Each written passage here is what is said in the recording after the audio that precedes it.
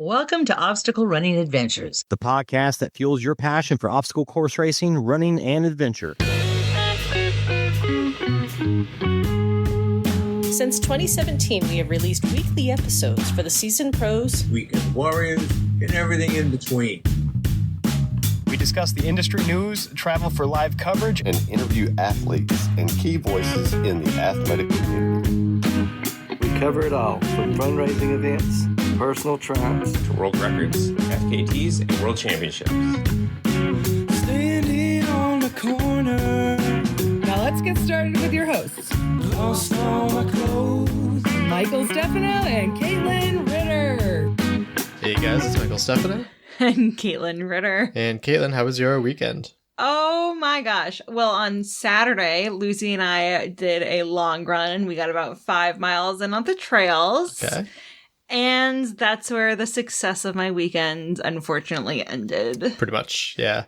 What do we talk about first? The 6 hours of driving, the nearly $1,000 vet bill, almost getting arrested. It was a tough time. I feel like we need to elaborate. Fun fact, in Connecticut, if you are speeding past 85 or more, you can get arrested for that. Not just a ticket, reckless driving. Yes. So not just a ticket, straight up arrested. So I was pulled over without by a state trooper. State trooper, did not have my license because I forgot it in my car. And he clocked me, or so he said, at 84, and he let me go with a warning, which was very nice. We explained the shitty day that we had. Because what did I tell the guy? He said, "Where are you coming from?" And I said, "The emergency vet office. The dog ate some THC." No, I think you said marijuana. You definitely didn't say THC. Okay. Yeah. And I'm like, why would you tell a cop that? And then he said, "Oh, so she's high?" And I said, "Yup." And then he gave her a little nose boop. Yeah. Fun fact. Yeah, it was a rough weekend. So we'll talk more about it next episode when we're, releasing all that audio. But yeah, if we Irish goodbye you, that's because, we had to take her to the vet, and then I came back later, and then Caitlin said she was ready to get picked up, and I had to leave again. So I didn't get to talk to a lot of people that I wanted to. I didn't get to say bye to Joe, didn't get to interview AJ, a lot of people. I Irish goodbye everybody. Yeah. So I apologize. Yeah, and apologies if Lucy barked at you. Turns out she was just super high, and she was having a tough time dealing with it. Swaying back and forth, her legs splayed out. It was wild. It was really scary. Let's give a shout out to our sponsors. Shout out Mudgear. Use code ADVENTURE for 15% off your next Mudgear purchase. Caterpie. Use code OCR Report 20 for 20% off your next Caterpie purchase. And if you want 20% off your next Spartan Deca or Tough Mudder, use that same code OCR Report 20. Perfect. Let's shout out the Patreon supporters. The first episode of the month is today. Oh, Mike, I get to finally say this. What? May the 4th be with you. Yeah, you nailed it. Do you know why I'm allowed to finally say that? Because it's May 4th? Because I watched 3 Star Wars movies. Oh, and you understand it now? Last year, I have watched 0 Star Wars movies. And you're a better person now because of it, right? Yeah. Yeah. I even sent you a Star Wars quote today. You did, and so did your dad. Did he? He did, yeah. Was it the same quote? No, that'd be weird. Let's give a shout out to our patron supporters, $3+ supporters. Jason Dupree, Samantha Thompson, Matt Pine, Bradley Keel, Charlotte Engelman, Laura and Stephen Ritter, Hank and Arlene Stefano, Aaron Grindstaff, Cheryl Miller, Jessica Johnson, Christopher Hoover, Kevin Gregory Jr., Ashley Rice, Brent George, Justin Manning, Logan Nagel, Angela Bowers, Thomas Peterson, Seth Renderknecht, Steve Bacon, Robert Landman, and Jules Estes. Yeah, thank you guys so much for the support. It was also great to see Robert Landman again.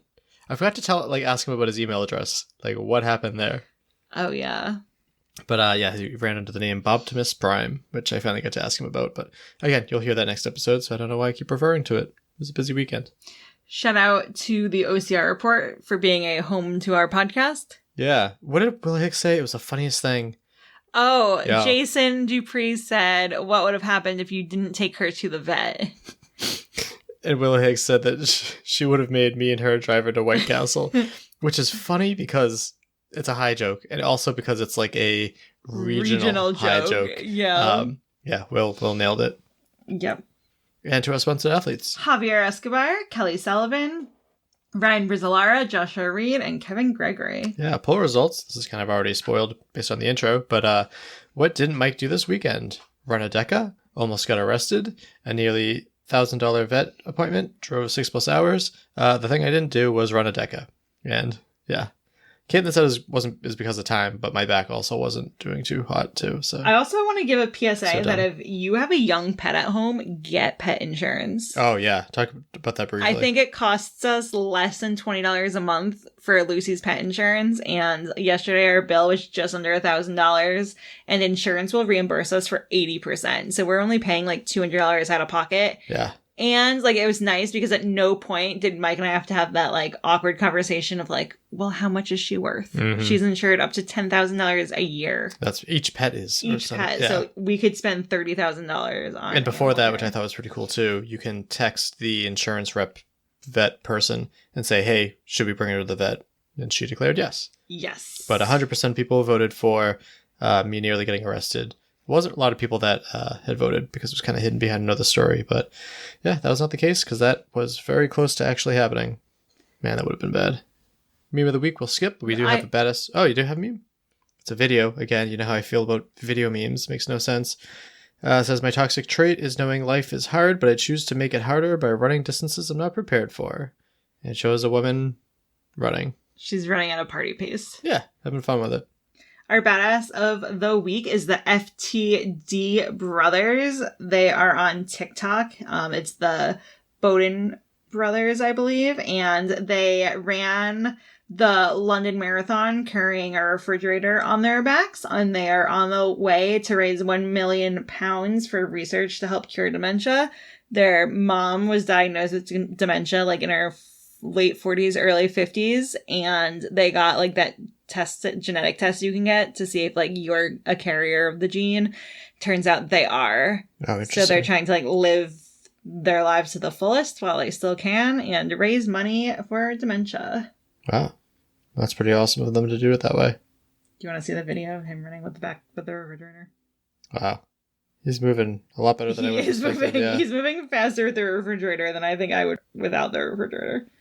All right. Since I can't find the first one, we'll start off with new High Rocks doubles record.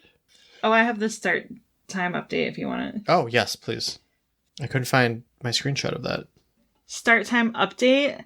This started last weekend. They're moving from the 15-minute start waves to the hour-long start windows. So if you have a 9 o'clock, 9:15, 9:30, or 9:45 start time, you just have to start anytime between 9 and 9:59 a.m. So what are your thoughts on this? Are they not doing like the a root? Because I hate that. So I'll miss it. I got tired of that back in, I think 2018. I started stopping drinking the Kool-Aid. I think it'll like make like rolling start time is nice. There'll be less obstacle congestion. But also like if you're running by yourself, you're just gonna be like short out of luck. Shit out of luck. Yeah, I think it's this. What are they gonna do for the safety briefing? Is there a safety briefing at Spartan? Typically, they'll like give updates for like, hey, like watch out for this, watch out for that. If you can't swim, don't go in the water. Don't go in the water. All that fun stuff. We have a new story related to that. But yeah, that's a change they're doing. So I don't know, I think it could be good though. Yeah, maybe like on the hour is the safety briefing and like the little speech. Yeah, maybe. Yeah, I've been turned around for being like 15 minutes early for start times before, and I've done my fair share of sneaking past, as we all have. Let's see. Oh yeah, new High Rocks doubles record. So this was kind of annoying post because it had no additional information except new world record, Lauren Weeks and Vivian Tafuto. And the comment is flying. No time, no nothing. So I believe they still have the record. Congratulations to them. But I just get my news from Instagram and that's all we got for that.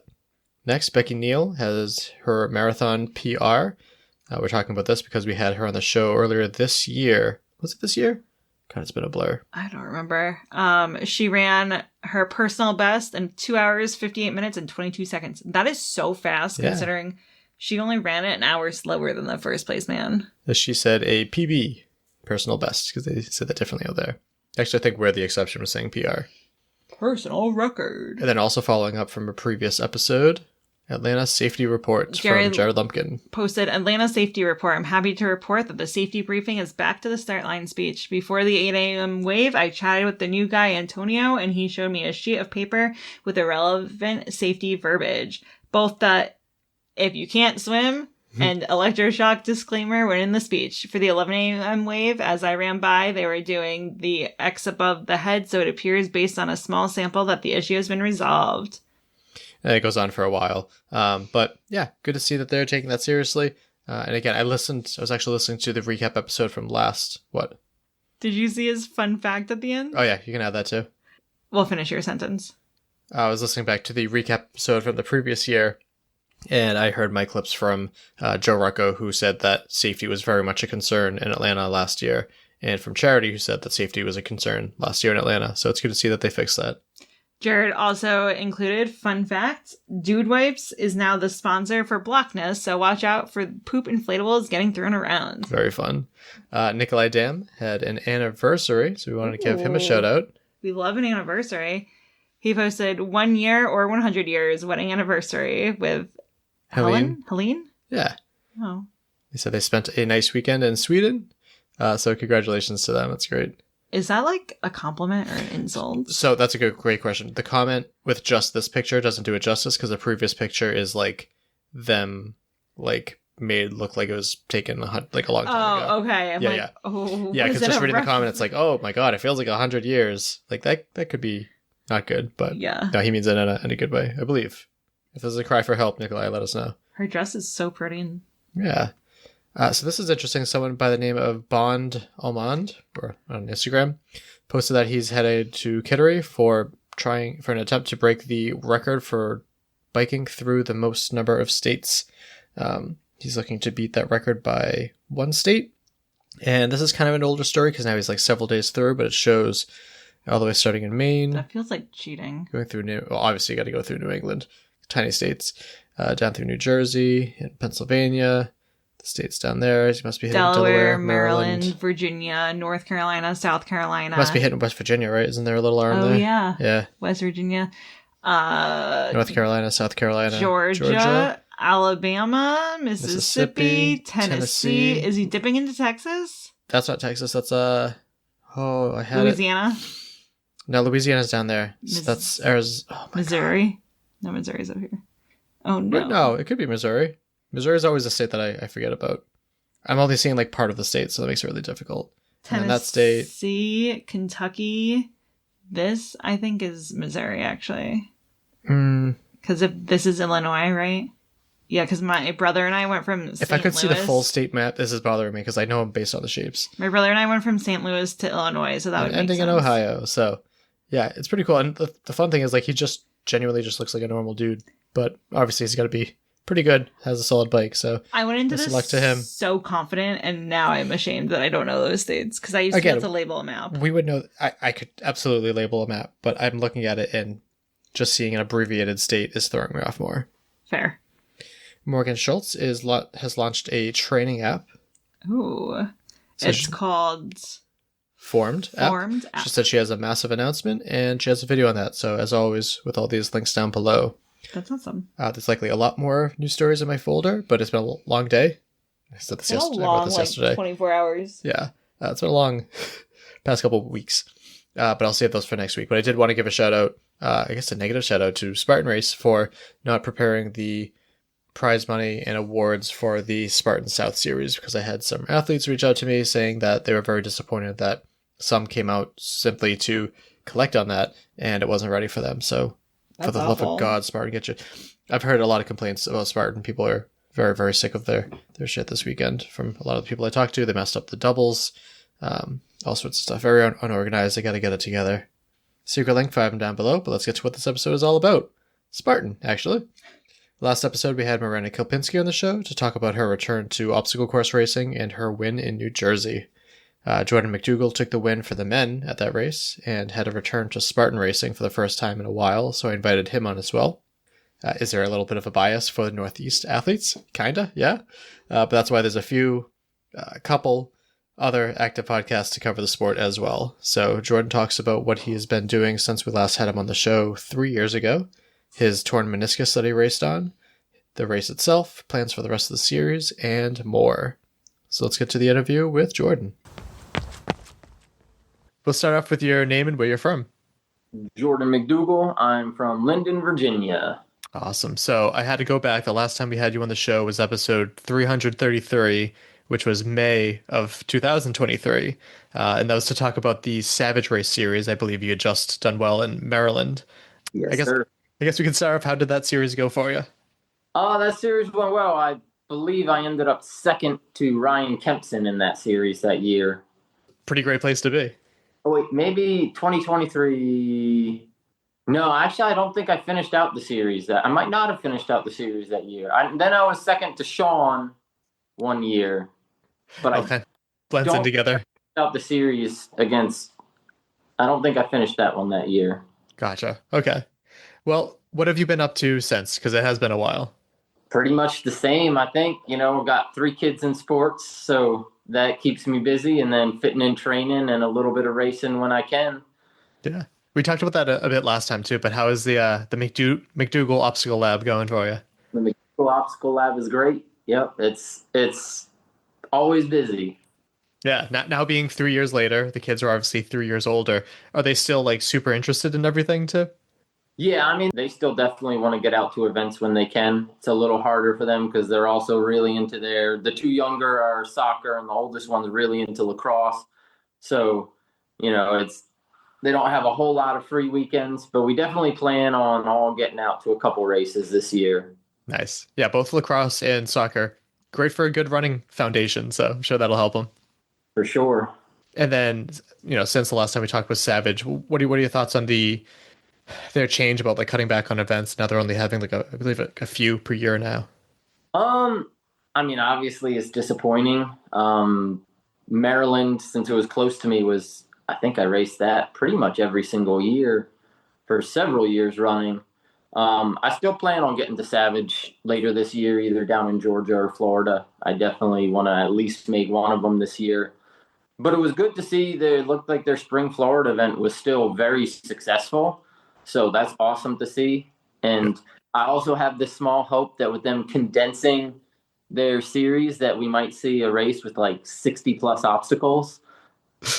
So that would have to be intense. I have a big regret for not going to the Maryland event because I had heard great things about it, and even just to cover it would have been fun. I don't think I've ever done an event in Maryland. It's like just out of like where I've done events. But I've heard great things about it. And our Boston event had kind of not been the greatest as well, both attendance and in terms of like obstacles and stuff. So I wasn't too surprised to lose Boston, but I was definitely surprised with how quickly they just kind of cut away everything else. But yeah, I feel like Maryland and Ohio were both very big events, so I was a little surprised by those two. Right. But whatever. Hopefully they keep running, with those events. So yeah, whatever it takes to stick around. I totally get it. Yeah, and they put on a great event. So like I said, I definitely want to get back out there this year. Yeah, I had made plans for the past like 3 years to try to go out and do like a Meet the Savage Race team because I know how small their group is, but how great they all work together. And it never worked out for one reason or another. And I just feel bad because that would have been really great to capture that moment of it because, Spartan has good, boots on the ground and stuff like that. But there were some difficulties with, leadership. But yeah. Savage seemed to have it going pretty well. Yeah, they have that same tight group, and yeah, they're all good people. Yeah, absolutely. So, what made you want to take on the New Jersey Spartan Beast? And I guess what's your history with that course there?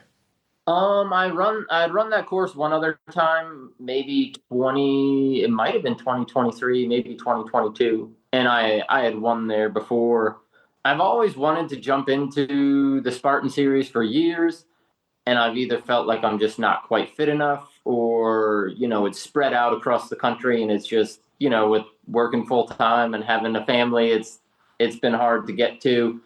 But this year with the series, the 3-race series really being close to me, Ohio being the longest one, that's a very doable series for me. So as soon as I saw that come out this winter, that had been the plan. Yeah, I'm part of me is glad that they made that change because I think it makes it more accessible to you athletes and it makes it so you don't have to, travel as much, which is definitely a factor when it's, all across the United States, which is not a small country. But it makes it tough that like, I wish I could see like Miranda versus Nicole, if Nicole hops out and does it again too, like to have like more of that mashup. But I think it should be good to at least get some of the more local athletes out of the woodwork and take on the series too. So safe to say you're happy that you took it on so far. Yeah, and I mean with the regional events, hopefully we still see that. Exactly, because there are great athletes, especially in the Northeast. I'm a homer for my area, but it's been really cool seeing like some athletes in the South. Like, oh, I'm not very familiar with this person. Hopefully, we can learn more about them. And I haven't been paying as much attention to the West series, but I'll be eager to see like who shows up for that too. But how are you feeling about who showed up for the competition so far? It was good. I've raced Brent a few times. I've raced Michael a lot, and they're both great athletes, and they both always put their best effort out there. They're racers, so it was good. It was good getting out on course with them, and they both said they're coming out for the series, so good to know I'll be racing them again. Yeah, no, absolutely.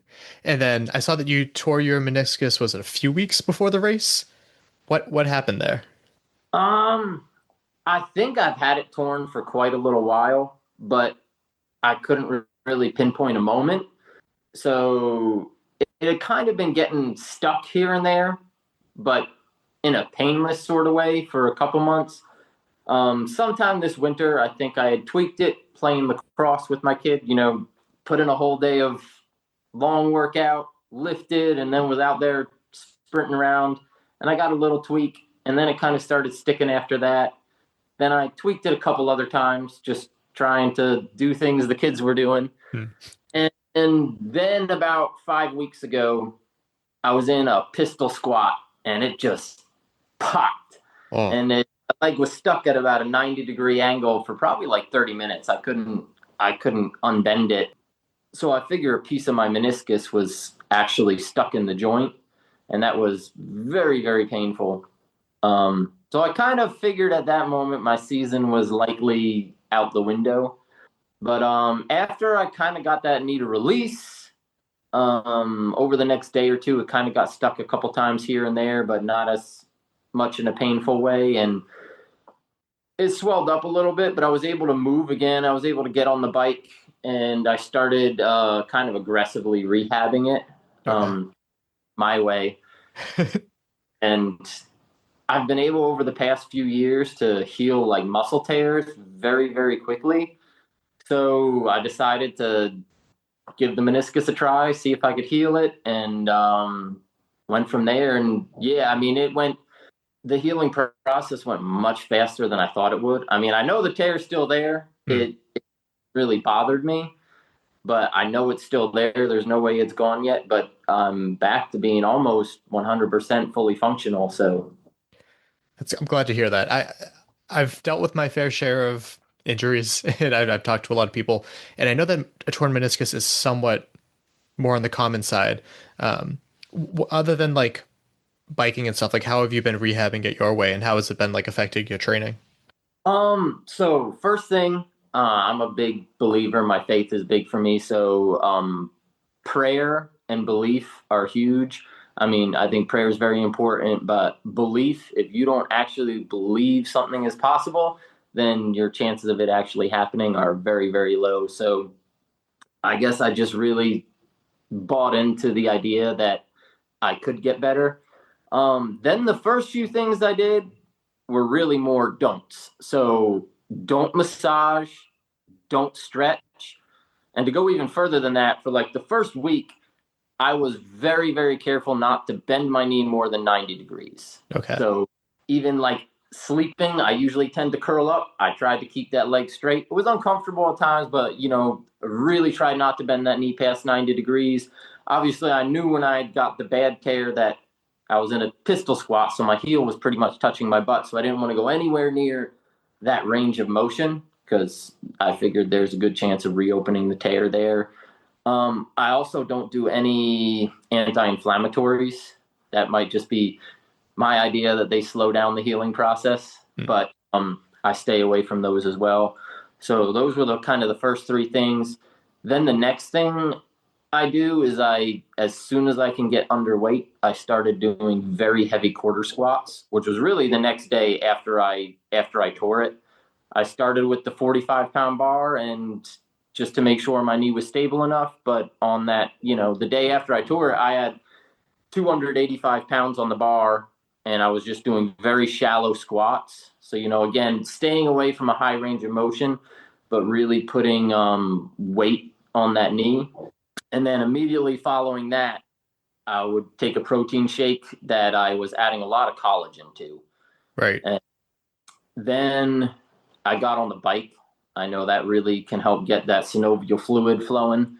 So I did a lot on the bike that first week. And then I started running uphill on the treadmill probably about 6 days after I had torn it. And then for the following week, any running I did was uphill on the treadmill. Again, I didn't want to push the range of motion with my heel recovery. And I didn't want to really add much impact yet. So. No, that makes sense. And of course, like, with one thing on a treadmill, it's another thing to go, what goes up must go down on a typical course. So. Oh, yes. So what were your thoughts, getting ready for this event, knowing that you were still kind of rehabbing the injury? It wasn't really until 3 weeks before the race that I was really actually able to run downhill. And it was still painful at that time. So that's when I decided to go ahead and, I'm going to race. It really wasn't until the week of the race that I was able to start running downhill pain-free. So going into the race, that definitely affected me a little bit. I knew I didn't want to push the downhills, especially early. I knew I was going to want to take those as easy as possible. So I definitely went in with the mindset that I was going to push every climb. I didn't want to blow myself up, but I was definitely, like, normally in a longer race, I would hang back a little bit for the first couple miles instead of like setting out on my own right away. But that course I know starts out with climbing instantly. Right, so yeah, I knew right away I wasn't going to lay back at all. I was going to climb. So yeah, I went out and I got a bit of a lead on the first climb, and then Michael and Brent descended like crazy. And I was like, this is not good. They blew by me, and my knee didn't hurt, but I still had a bit of a mental block on really letting loose and running downhill.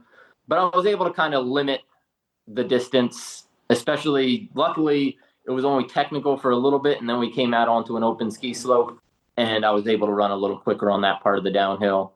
And that really reaffirmed to me at that point that I needed to push the climb. So as soon as we hit the next climb, I was getting after it. Yeah.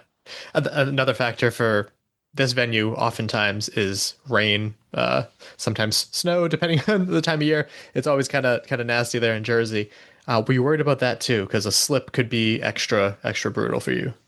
Honestly, I didn't really think about it. I had looked at the weather and it said it wasn't supposed to rain till 10 o'clock. I figured I'd be done by then. And it didn't rain for at least the first half of the race.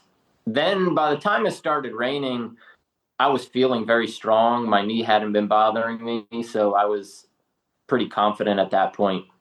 And I figured it might make the obstacles slippery, but I was very confident in my grip as well. So Good. I'm glad to hear it. I heard some changes that they had done for this race too. Is that they had Twister Rings Twister, which is like a fun spin on it. It sounded like they had some more like novelty in the way that they switched up the obstacles for this race. Yeah, they had, that was right at the end. I guess they called it Twister Monkey Twister. So they had Twister, a couple monkey bars, I think a ring or two, and then Twister again. I was kind of crashing at that point, so I don't remember exactly what it was, but yeah, it was good. Good. They had like the sand. I heard they've been doing that throughout the year, but like sandbag carry to like a sled and then having to drag the sandbag and stuff like that. So what are you thinking about? Obviously not like savage innovation, but Spartan seems like they're trying a little bit more. Yeah. It's been, the last time I ran a Spartan was probably that New Jersey Beast in 2022. So it was definitely a tougher course than the last time I ran it. They added more climbing, especially in the front half of that course. And that first sandbag carry was very long, which is something they didn't have the last time I ran there. They didn't have like a long, brutal carry.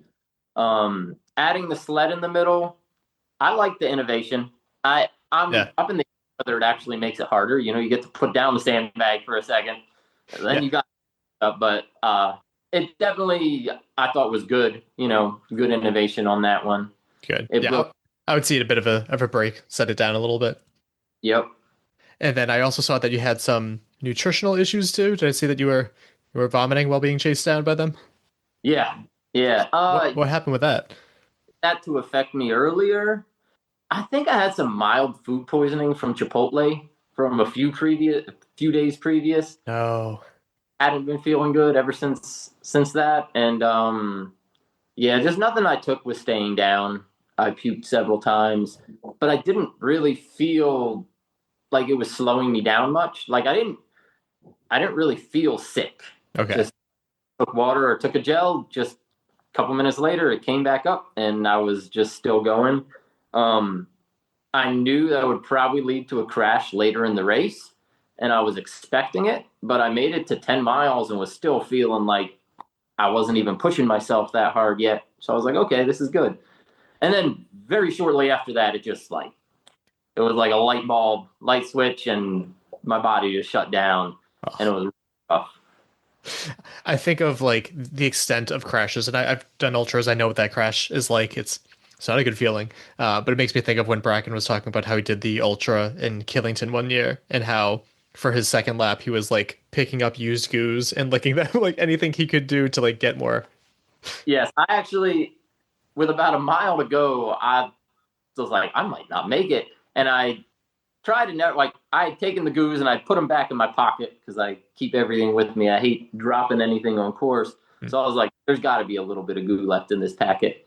And I took it out of my pocket, and I must have dropped it. I don't know how, but somehow I fumbled it, stopped, couldn't find it, couldn't decide if it had even been in my pocket in the first place, because I was mentally not 100% either. And then I just kept running. Nice. Yeah. Getting chased by Brent and Michael while having nutritional issues is not a good place to be, but you were able to come away with the win. And I think having some of the same issues. So okay. I might have been crashing almost as hard or just as hard as me in those final miles. That's good to know too. So how did it feel? Because I had heard that the start and kind of middle of the race was pretty, a lot of running, not many obstacles, and then the end was pretty dense, especially with the carries and stuff like that. So what was that last gauntlet like while you were racing it out? There was a sandbag carry, and then I think it was the chain carry, then the bucket carry, and none of them were long. But that bucket carry was very steep, and I didn't think I was even going to make it up that hill at first. And I was just taking the tiniest little steps. So that part was rough. And then, I did fall off of Z-Wall right there. And I thought my race might be over at that point because I had just seen Brent. I was coming off the sandbag carry, and I saw him coming into it. So I was like, I knew he wasn't that far behind.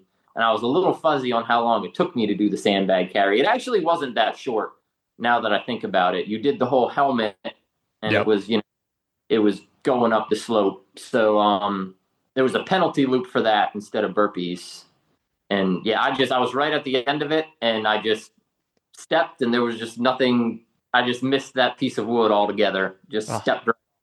But the penalty loop, it was a good sized penalty loop, but probably shorter than burpees.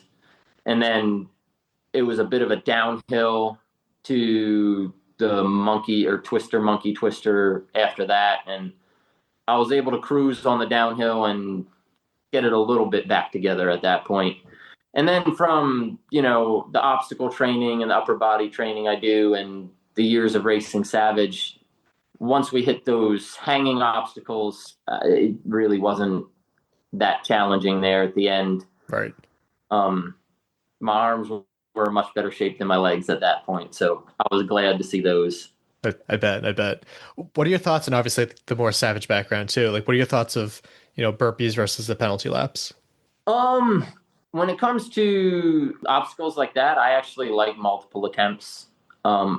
As far as I just think it makes it more fun in the aspect that you can really take an aggressive approach to the obstacle without really being afraid of falling off. Right.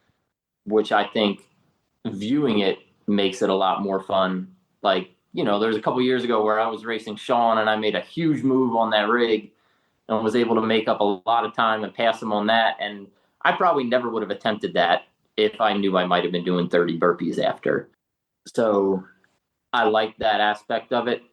It can cause the obstacles to get crowded sometimes, though. So I can see the virtue in both of them. Yeah. I myself would like to see, because for Spartan, and I'm not obstacle proficient at all anymore, but there's nothing there that's like really impossible. Like, I think of Olympus when it's raining, like that can be pretty difficult. But like multiple attempts, like if you're elite, you should be able to get through those obstacles. So I think multiple attempts would be really, really fun to watch. And like if you really can't do it, then maybe like burpee out or something like that to have a penalty. But exactly as you said too, like I like to see high risk, high reward. I think of like OCRWC where, athletes can go full blast and, if they fall off, they just give it another shot. And yeah, I don't know if Spartan will ever do that though. We'll see. Yeah. Yeah. And I mean, I can see burpees for some other things too. And obviously they've done the burpees and they've done the penalty laps. And I don't know if there was penalty laps for like monkey twister or whatever. Maybe there was, but it's inconsistent, which is almost worse. Like it's usually to approach it more aggressively. Yeah. Yeah. I know for the spear throw, they always kept that to be burpees, which is extra annoying because the spear is the spear, but hey, that's Spartan. Yeah. And then I also heard for the bucket carry too, this wouldn't have affected you, but I heard that it was so steep and so wet during the second lap of the ultra that I heard that they shut it down because it was dangerous. Like someone dropped a bucket and like that thing could really roll down. Yeah, I fell coming down. I mean, I fell a lot of times in the last few miles because I was shutting down, but I fell coming down that bucket carry. But I kind of fell backwards, so the bucket was behind me, so it didn't. But yeah, I can see how that would have been possible. I remember the very first Spartan I ran in 2014 at Wintergreen. That was incredibly steep, and it was pouring rain. And Ryan Kent dropped his log, and that thing was flying down that mountain. Yeah, I've seen my fair share of that stuff, like at Killington and stuff too. It starts off slow and then just builds up speed, and it gets to like a terminal velocity where you really got to get out of the way. And it's one thing to move out of the way when you're not carrying something, but when you're carrying something, it could be tough. Yep. So walked away with the win, which must have felt really good. You said Cincinnati's next to continue the Northeast Series. Are you going to Palmerton as well? I'm hearing mixed things. Miranda seems to think that you need to go to the final race. I didn't see that in the rules, but is that the case? I didn't even know until last night that they only scored 2 races. So I was planning on doing all 3 because I thought you had to do all 3.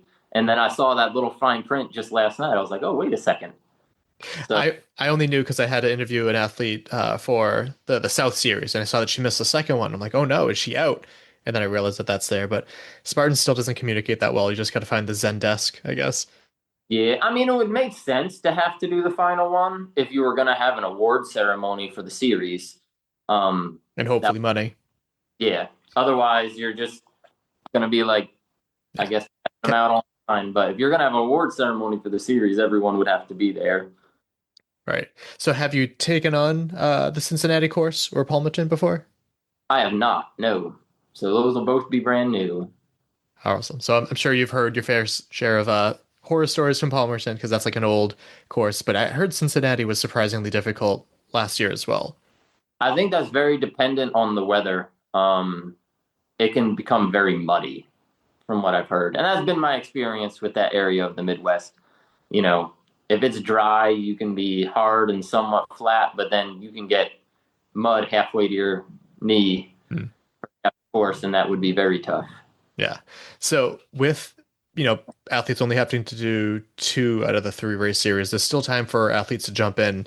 Are there any Northeast athletes or just athletes in general that you'd like to see jump into the series that are already in there yet? Yeah, I mean, especially going to Ohio, it would be great to see a couple of the guys from that area. I know Logan Broadbent almost always runs that. Mm-hmm. And then Noah Butcher, we had a good races last year, and he's improved a whole lot. He could be a scary athlete to see out there. Yeah, that kid's fast. Yeah, he's real fast. And he can climb incredibly well, especially for an athlete from the Midwest. Right. They don't usually have a lot of opportunity to do that. But yeah, Logan Broadbent was the first one that comes to my mind too. I should reach out to him. Yeah, it'd be really fun to see him take on the series as well. Yep. And then I saw that they mixed the men's and the women's field. So evidently, like, the field wasn't too large. But what other elites were there for the men? You had Tyler McCready, Mike Strobel.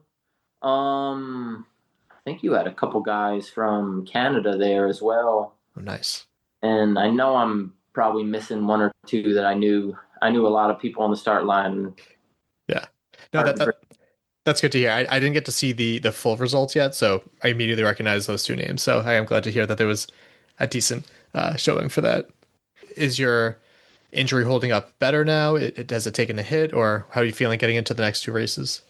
Yeah, I'm feeling pretty confident. It didn't take any hit at all from doing that race. It actually never bothered me. Well, I won't say never bothered. There was that one like Atlas ball carry with the handle. Yep. And it hit perfectly because I tore the medial side of my meniscus right there on the inside of my knee. When that hit my knee, it didn't feel good. But after I ran for about 100 yards, that went away, and then I pretty much forgot about it. And yeah, in the recovery from the race, it hasn't been an issue at all. So glad to hear. What could happen in the next few weeks, but right now it's feeling good. Good. Glad to hear. So you said the Atlas ball with the handle. So was it the armor? Was that the name of the obstacle? I have no clue what the name of the obstacle, to be honest. That's right. That was like one of their newer ones, but it's been around for a while because they haven't had any like new ones in a while. But yeah. I guess how does it feel to, be back into Spartan, taking on these races instead of like the Savage and the more technical obstacle ones? It was fun. I have a bit of a background in mountain racing, so it was fun to get back out and race a good hard mountain course. And I've been wanting to do more Spartan for years. It just hasn't worked out with my work schedule or with where the races are. So yeah, it was great to get back out there, and I look forward to getting back out there a couple more times at least. Awesome. Yeah. How did it feel to come back? Because I'm not a parent at this point in my life, but like, how did it feel to like come back and explain to your kids that like you win? Like how cool is that? It's fun. I feel like they always expect it, even though I don't have a great track record of getting that first spot. I feel like they still always expect it. But yeah, they were pumped. And they always like to see you come home with the medal or the trophy. It was really fun having them there when I won my first Savage race. If you see the video of me finishing, you can see them sprinting down the side and yelling. So, they're great to have there on course cheering for you. Yeah, I can only imagine. It's got to be tough to like set up a good expectation of like, if I win, if I don't win, it's okay, but like I'm trying to win, and don't want them to be disappointed either. So yeah. And then so we talked about those two series races. Are there any other events that you're kind of dabbling in, whether it be like this sport, an adjacent sport, or anything? I definitely want to get out. I mean, as far as races go, one of the big ones this year is the OCR National Championships. This is War-X in Ohio, which is an event I've wanted to do for years. Yeah. And kids have wanted to do for years. They've seen videos of it and be like, can we do this race? Can we do this race? It's a slide. It's a slide, right? Yeah. Yeah. Yeah. The slide and that, so yeah, I'm planning on making that a family trip this year. Nice. I heard that they got some of the Indian mud run obstacles too. So like it's only getting bigger and badder. And I think that should be a fun event. Yep, for sure. Awesome. And then have you, hybrid has kind of taken over a lot since we talked last. Have you ever thought about like dipping your toe in that a little bit, or? Yeah, I had thought about doing the DC High Rocks this year. It was all filled up like months ahead of time though. So by the time I looked, you weren't even able to sign up.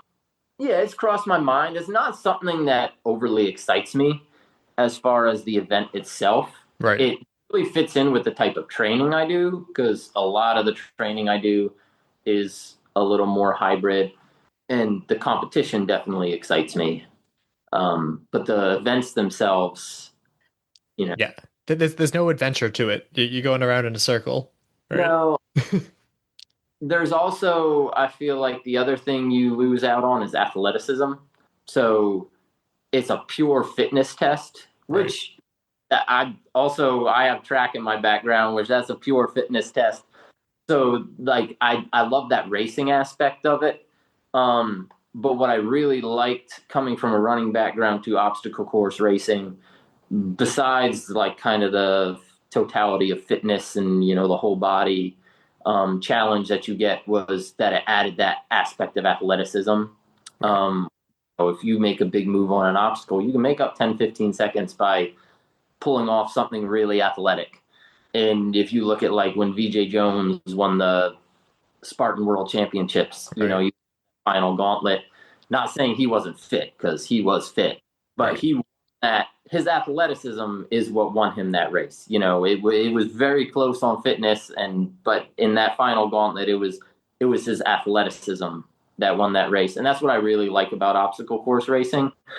I don't think we've really seen on the elite level an obstacle course race that really checks all the boxes. But I think as far as hybrid fitness goes, I think if you got an obstacle race that really was set up right, that would be the kind of the ultimate hybrid test. Yeah. I don't think it fully exists yet, but I think there's potential there. Do you remember when TMX was around too? I do. Yes. And that was very close. Yeah. I feel like it was a little ahead of its time, and if that was around now, it would have done better. We had a local event by us for a company that I used to work and help out with called like Runzilla, and it was like a CrossFit-ish type event because they didn't know what else to call it. It was hybrid, and then it was an obstacle course race, and then it was like a 5K or something in that order, and it was like a test of the three, which was really cool. But I'd like to see more of like a blend of that.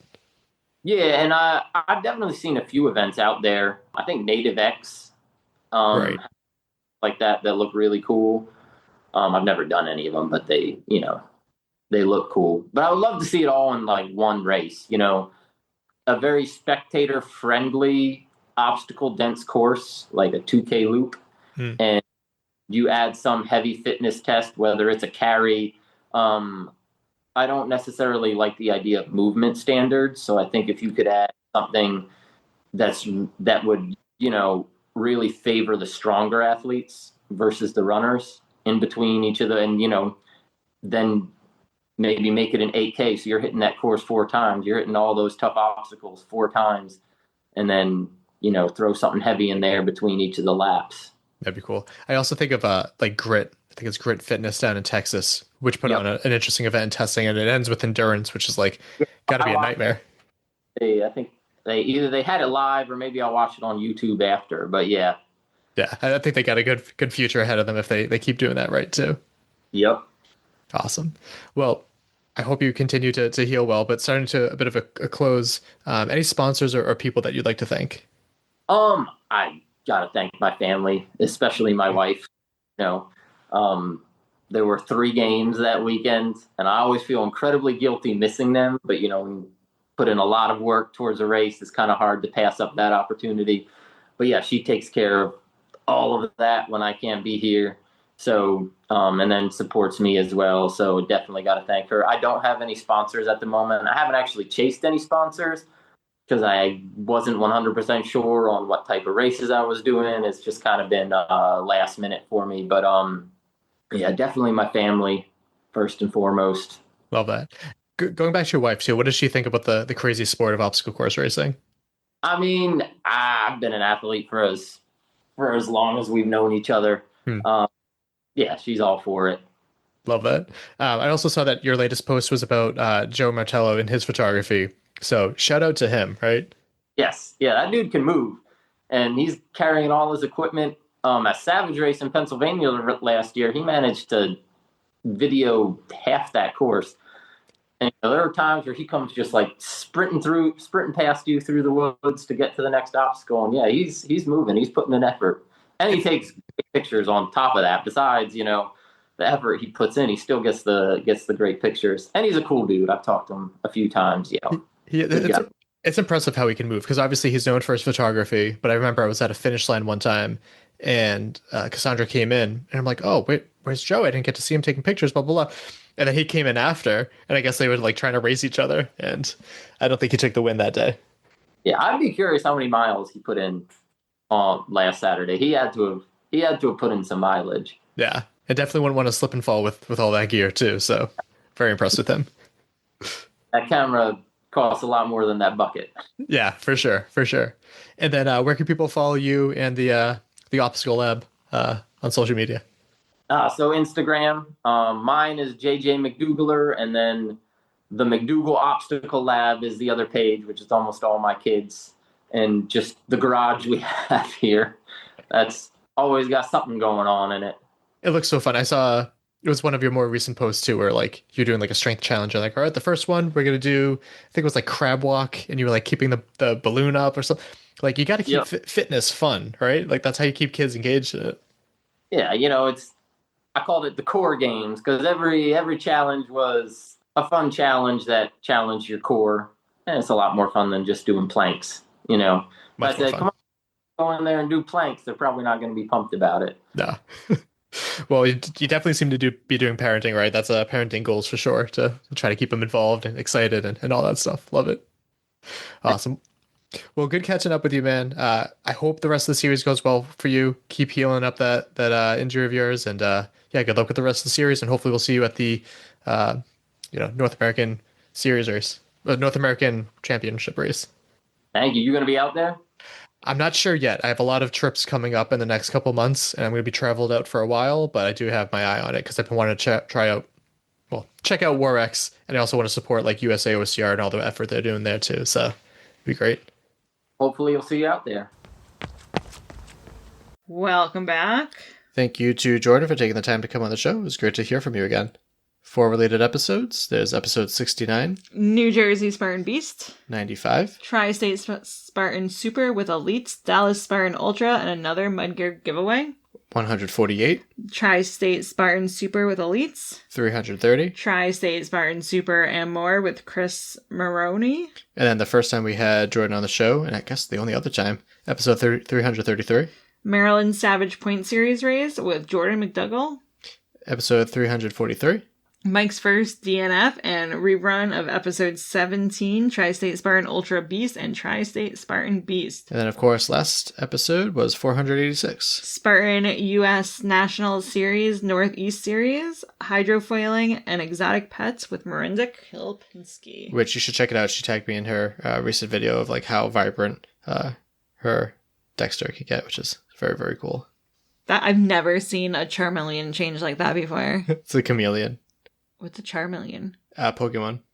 The fire thing? Mm-hmm. Charmander, Charmeleon, Charizard. See, I told you, everyone forgets about the middle stage evolutions. Okay, let's play Pokopia. I love Popokia. Yes. Yes, she does. Love hearing her say it. Do you? Yeah. Subscribe and follow wherever you get your podcasts. We're Obstacle Running Adventures and all the podcast players. Yeah, you could leave a review. Oh my goodness, that reminds me. Did somebody leave us a review? I hate that I said, oh my goodness, just now and in an interview. But this came up. Have you been hanging out with me too much? I guess so. On Spotify, I got an email that I got a comment on Spotify. I guess that's something you can do. But more special than that, I was able to find it. Also, Spotify has some pretty awesome stats. Look at that. Oh, wow. Wobbly and stuff. So this is from episode what? The New England OCR Expo. Oh, here it is. Yeah, of earlier this year, part 1. So episode 482, Danielle Ray Hoffman posted, "What a great event. Thank you for covering it." Danielle, thank you for taking the time to write a comment. Appreciate that greatly. And I'm going to click more comments, and I don't think there's anything else. Oh my gosh. Oh. Holy smokes. Oh my goodness. Again, I'm going to... Wow. What the holy hell? Okay. Holy smokes. Okay, so this one I've seen before. We're going to go through all these real quick. Okay. Mike Tremonti, 3 years ago, we went through this, said I had to stop what I'm doing to tell you to watch the Goonies. We've talked about that before. I guess there was a Q&A. What did you think of that episode? Interesting. Ethan Pops, 2 years ago, said, I appreciate you trying to pronounce the names. Almost had my last name. I think I've read that before. That was on episode 421, the Disney Dopey Challenge with Sarah Hetzel. MN Natural, Minnesota Natural, said the expo was such an amazing experience. Can't wait for next year. And that was on 2025, part 1 of the New England OCR Expo. Oh, when you DNF, the guy said 81 total DNFs for New Jersey, a tad above 23%. Yeah, appreciate that. That's from Sean Conrad. Really appreciate you guys taking the time for these comments. I did not realize that there was all these. Joe Rucco said, I enjoy all of your podcasts, but I particularly enjoyed hearing Mike's perspective on the race. Looking forward to Caitlin's version after World's Toughest Mudder. He spelled my name right. Oh, of course he did. Joe's the kind of guy that like takes the time to definitely, do that. yeah. Marianne Wilson, I was actually just thinking about you because I just heard the clip of the nice words that you said about Caitlin, and Caitlin actually hasn't heard it because she hasn't listened to her episode, so I think that's really interesting. Although you did spell her name wrong, but that's okay. It's okay. Caitlin, you're going to do great. Looking forward to seeing you out there and exceeding goals. Yeah, she's the one that like kept passing me, and I didn't know her name at first. I love her and her husband Scott. Yeah, they're great. Gregory, oh boy, sounds Italian. Gregory Bonacorcio said, sorry, I have an Android, no Apple Podcast. Spotify only allows star rating, no comments. So you have had my 5-star Spotify rating for a bit. I really enjoy what you guys are doing. Keep it up. Thank you so much. That was only 4 months ago. That was commented on episode 473, RBF Fitness and Shut Up and Grind with Robert Foster. Wow, this is really nice. And then he commented again on I love this. 2 episodes later for the Hybrid Racing Fit Farm Ultra Loop. Oh, why not do a co-host? A co-host? That means I get to be involved. Round table mid-year. I'm also surprised she didn't mention she's doing the 30K around the Bay race, which is older than the Boston Marathon. You're right, Gregory. And actually, that is completely on me because I knew that she was running that. She talked about it on the episode, and I should have put that in for questions because I should have asked her about that because that is pretty exciting that she's taking on such a This is so scary nice. event. This is great, yeah. And what's really cool is, like, Gregory, correct me if I'm wrong, I don't know if we've met. I'm trying to zoom in and look at the picture. Gregory's got a cool beard. Yeah. Yeah, thank you for taking the time to comment. And if we have met in person, remind me. And if we haven't yet, hope to meet you sometime. Am I allowed to say that about somebody else's beard? Sure. Is it crossing a line? Yeah. I could say it is that crossing a line? Guys are... No, that's fine. I'm just giving compliments. And then the Danielle Ray Hoffman comment. So, wow, that was really cool. Thank you so much for taking the time to comment. We needed it after this weekend. It's been tough. Work's been tough for both of us. It's been tough in general. Yeah. All right. Where were we? I have no idea. Social media plug? Follow us on Instagram, Facebook. Yep. You can shoot us a message too. Like, we do appreciate when people say that, you know, they listen to the show, give us feedback on the episodes. It's always nice to put a name or a face to the downloads and stuff like that, because we see numbers. Numbers are up and down and kind of down sometimes. But it's nice to hear, you know, if this helps your run a little bit, that means this is worth the effort, you know? Yeah, and if you want to support us financially for as little as $2 or as many as $10, subscribe to us on Patreon. I think it's... Follow us on Patreon. That's a thing on Patreon. Support us on Patreon. We go. Yeah. There's the verb. Join on the website and not the app because Apple will charge you more. I did learn, though, that you can join on your phone, but opening up on your browser lets you bypass. Or if you're my mom, you have to go to your Google app and search Patreon. Yeah, that's okay. I feel bad for giving you shit for that. Coming up next, I haven't checked the audio from all the Underdog Fitness DECA event interviews yet. But the plan is to do an episode on that. While I am kind of disappointed there's a lot of people that I didn't get the chance to talk to, I'm very happy with the amount of people that I did talk to. And it's just such a great event. Like, find a local DECA and support the local gym that puts on DECAs and just support the holy hell out of it. Could we have a great time doing a DECA at another place? Yeah, probably. But, like, I was so excited to see everybody there. Yeah, and there's a reason why we drive 6 hours round trip for DECA. Well, I put 2 of the hours because I was moving in. What's his nuts? What's his nuts? I don't ever want to hear you say that again. Well, better than oh my goodness. I love when you say oh my goodness. No. It means I'm rubbing off on you. Yeah. You'll be saying what's his nuts? I will not be saying what's your nuts. No. All right, well. Is it what's your nuts? What's his nuts? I don't know. That's not even something that's not typically my vernacular either. What does it even mean? Are you identifying your friends by their... Oh no. What's his nuts.com? Don't Google it. That probably exists. Are you Googling it? What's his nuts.com? You can buy it. Oh, okay. I mean, I won't, and you shouldn't either, but it's available. Okay. Joker quote. Lost control. My quote is from Vex King. If today feels heavy, carry it lightly. If it feels empty, fill it with the smallest comforts. a warm drink, an uplifting song, soft clothes, a deep breath. You don't have to fix today. You just have to move through it.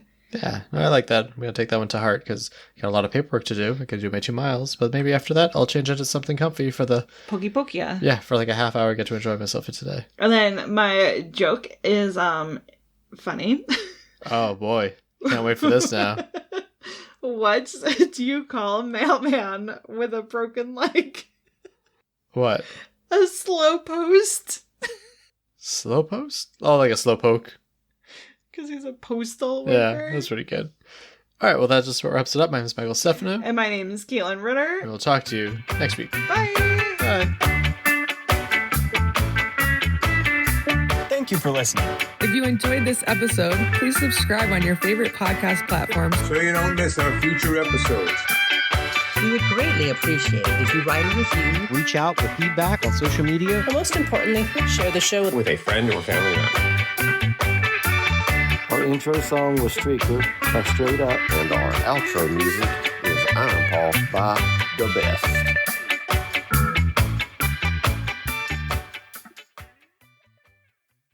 Yeah, I think I figured it out. Beautiful. I think the last time you Zoom was the last time I talked to you, so... That's totally fair. If it wasn't for this, I don't think I'd be using Zoom much either, but